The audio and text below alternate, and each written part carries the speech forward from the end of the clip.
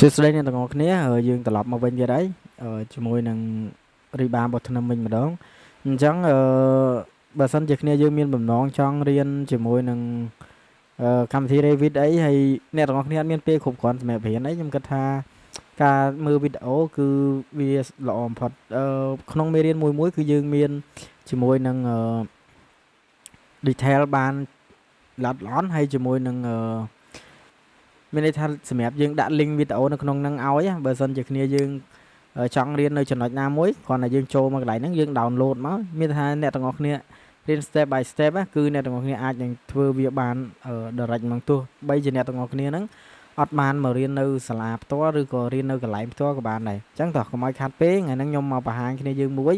តាក់ទងជាមួយនឹងការធ្វើរីបានៅក្នុងធ្នឹមវិញម្ដងតោះយើងធ្វើហ្នឹងគឺយើងប្រើកម្មវិធី add-in របស់ខាងយើងគឺជាមួយនឹង Panda Beam គ្នាយើងគ្រាន់តែចូលមកកាន់កន្លែង Riba ហើយយើងជ្រើសរើសពាក្យថា Beam Riba មកអញ្ចឹងយើង select ធ្នឹមថាធ្នឹមណាខ្លះដែលយើងចង់ select អញ្ចឹងខ្ញុំ select ធ្នឹមទាំងអស់នេះមកជួរហ្នឹង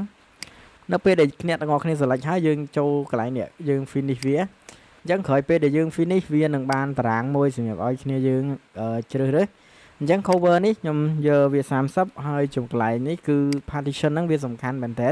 សម្រាប់ឲ្យគ្នាយើងពេលដែលយើងធ្វើ schedule អាហ្នឹងគឺវាសំខាន់បន្តមកទៀតគឺនៅកន្លែង top riba នេះគ្នាយើងអាច select មកថាបើអ្នកទាំងអស់គ្នា design ធ្នឹមហ្នឹងឃើញដែកមាន2 layer ឬក៏3 layer អីយើងចូលមកដូរកន្លែងហ្នឹងមកអញ្ចឹងខ្ញុំធ្នឹមរបស់យើងគឺប្រភេទ1 layer ទេហើយខ្ញុំយកប្រភេទ នេះ M00 បន្តមកទៀតនៅខាងក្រោមនេះបើសិនជាធ្នឹមរបស់យើងត្រូវការសាយបាគ្នាយើងដាក់វាជាមួយឬក៏ជា2មកហ្នឹងបើសិនជាធ្នឹមយើងត្រូវការប៉ុន្តែធ្នឹមរបស់យើងវាត្រឹមតែកម្ពស់មានមុខកាត់របស់វា2 តឹក × 3 តឹកឯត្រូវអញ្ចឹងខ្ញុំដូរអានេះមកជា0វិញខ្ញុំអត់ត្រូវការជាមួយនឹងសាយបាទេហើយកន្លែងនេះគឺតាក់ទងនឹងហុកគ្នាយើងចូលមក 3D មកហើយយើងបិទបើកកន្លែងនេះបើយើងឃើញអញ្ចឹងវាត្រូវការមានហុកអញ្ចឹងអ្នកទាំងអស់គ្នាអាចធ្វើការដូរកន្លែងហ្នឹងបានជាមួយហុកហ្នឹងនេះកន្លែង section ហើយនឹង 3D preview ហ្នឹងបន្តមកទៀតនៅពេលដែលយើងបំពេញព័ត៌មានហ្នឹងអស់ហើយនៅដូចជានៅ stirrup មួយទៀតគ្នាយើងនេះ stirrup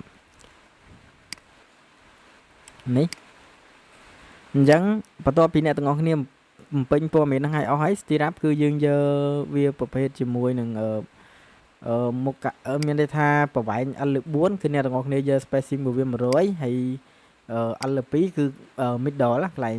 កណ្ដាលហ្នឹងបន្ទាប់មកពីអ្នកទាំងអស់គ្នាបំពេញព័ត៌មានហ្នឹងទាំងអស់ហើយយើងមក generate វាមកយើងមក generate riba ទាំងអស់គ្នាអញ្ចឹងយើង generate ក្រោយពីយើង generate វានឹងប្រាប់យើងថាយើងបានដាន់4 reinforcement ហ្នឹងវាថាយើង select 4ធ្នឹមផ្សេងគ្នាអញ្ចឹងយើងចូលមកកាន់ប្លង់របស់យើងវិញមកនេះគឺក្រោយពេលដែលយើងបាន generate រួចរាល់អស់មានន័យថាប្លង់របស់យើងឬទៅ riba របស់យើងវាមើលទៅវាស្អាតហើយច្បាស់គ្នាយើងសម្រាប់ការដាក់ទៅតាម add in អញ្ចឹងគ្នាយើងអាចដាក់វានៅតាមនេះក៏បានដែរនៅដោយកម្មវិធី Revit ផ្ទាល់ក៏បានដែរវាគ្រាន់តែវារៀងចំណាយពេលខ្ញុំបើក 3D ឲ្យអ្នកទាំងអស់គ្នាមើលចេះខ្ញុំក្របវាសិននេះ